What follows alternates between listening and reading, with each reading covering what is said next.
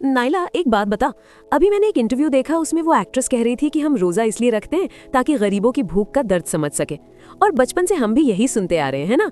लेकिन मुझे एक बात खटक रही है, अगर यही वजह है तो फिर गरीब पर रोजा फर्ज क्यों है? उसे तो बेचारे को पहले से भूख का पता है। ये लॉजिक कुछ बैच नहीं रहा।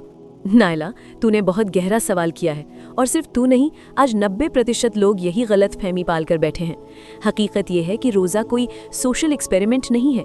अल्लाह को हमारी भूख प्यास की ज़रूरत नहीं है। अगर रोज़े का असली मकसद समझना है तो हमें अपनी अक्ल से नहीं, कुरान की नज़र से देखना होगा। अगर रोज़ा सिर्फ गरीब का दर्द समझने के लिए होता तो अल्लाह गरीबों को रोज़ा माफ़ कर देता, लेकिन ऐसा नहीं है।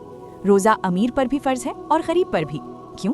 क्योंकि रोज़े का ताल्लुक पेट से नहीं, आपकी रूह से है। ये आपके और आपके रब के दरमियान एक सीक्रेट एग्रीमेंट है। अल्लाह ने जब सूरह बकरा आयत 183 में रोज़ा फ़र्ज किया तो गौर करना अल्लाह ने क्या कहा।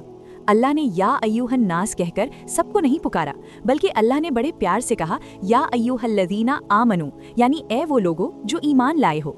ये एक बहुत बड़ा एजाज़ है। अल्लाह गैरों को नहीं, अपने ख़ास बंदों को यानी मोमिनों को हुक्म दे रहा है। और हुक्म देकर मकसद क्या बताया?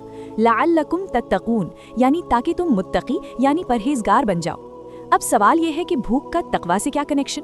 अरबी में तकवा लफ्ज़ इत्तिकाह से निकला है, जिसका मतलब होता है खुद को बचाना या कंट्रोल करना। पुराने ज़माने में अरब के लोग अपने घोड़ों को सौम करवाते थे, यानी उन्हें भूखा रखते थे। क्यों?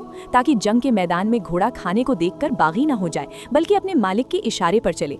ठीक इसी तरह रोज़ा इंसान की ट्रेनिंग है। हमें हलाल खाने और पानी से इसलिए रोका जाता है ताकि हम अपने नफ्स यानी डिज़ायर्स को कंट्रोल करना सीखें। शैतान हमारी भूख और प्यास के रास्ते ही हम पर हमला करता है।